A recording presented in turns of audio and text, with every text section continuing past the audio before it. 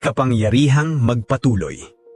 Gawa 1:1 hanggang 5. Mahal kong Teopilo, ang unang aklat ay tungkol sa mga sinimulan ni Jesus, ang kanyang ginawa at itinuro. Ngunit ang aklat ng gawa ay hindi pagtatapos, kundi pagpapatuloy ng kwentong iyon. Ibig sabihin, hindi natapos ang gawain ni Jesus, ito ay nagpapatuloy hanggang ngayon. Upang maunawaan ito, isipin natin ang tatlong uri ng immortalidad, ang iba't ibang paraan kung paano nananatili ang isang buhay kahit lumipas na ang panahon. Una, immortalidad ng pangalan. Ito ang hindi pagkalimot, ang isang pangalan na patuloy na binabanggit, kinikilala at inaalala ng mga tao. Ang alaala ng matuwid ay pinagpapala. Kawikaan 10:7. Maraming pangalan ang sumikat at nawala rin sa paglipas ng panahon. Ngunit ang pangalan ni Jesus ay nananatili, hindi lamang bilang bahagi ng kasaysayan, kundi bilang sentro ng pananampalataya ng milyon-milyon hanggang ngayon.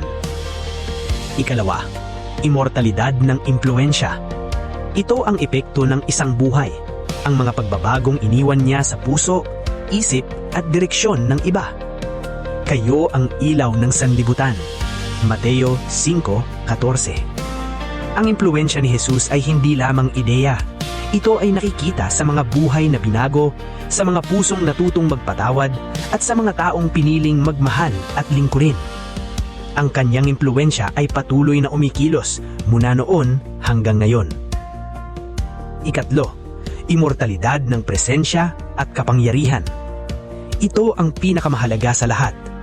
Hindi lamang naaalala si Jesus, hindi lamang nararamdaman ang impluwensya niya.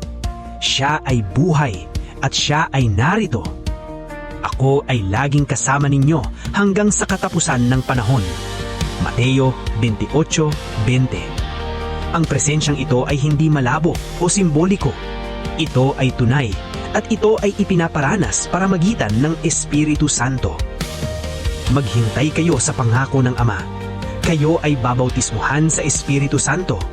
Gawa 1:4 hanggang 5. At tatanggap kayo ng kapangyarihan pagdating sa inyo ng Espiritu Santo. Gawa 1:8.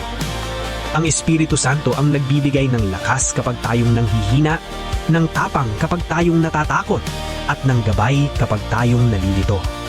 Kaya ang iglesia ay nagpapatuloy, hindi dahil sa galing ng tao, hindi dahil sa sistema, kundi dahil buhay si Kristo at kumikilos para magitan ng kanyang Espiritu. Ngunit bago kumilos ang mga alagad, may isang malinaw na utos si Jesus. Maghintay. Huwag kayong umalis, kundi maghintay ninyo ang pangako ng Ama. Gawa 1:4.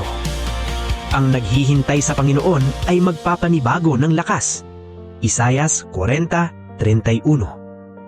Sa isang mundong laging nagmamadali, ang paghihintay ay tila ahinaan. Ngunit sa kaharian ng Diyos, ito ay paghahanda. Sa paghihintay, natututo tayong tumahimik. Sa pagtatahimik, natututo tayong makinig. At sa pakikinig, natatanggap natin ang kapangyarihang hindi kayang ibigay ng sarili nating lakas. Kaya ang paanyaya ay malinaw. Magpatuloy, ngunit hindi sa sariling kakayahan. Maglingkod, ngunit hindi sa sariling lakas. Mamuhay na may kapangyarihan ng Espiritu Santo. Sapagkat si Jesus ay hindi lamang alaala ng pakaraan, ni impluwensya ng kasaysayan. Siya ay buhay at ang kanyang gawain ay nagpapatuloy para magitan natin.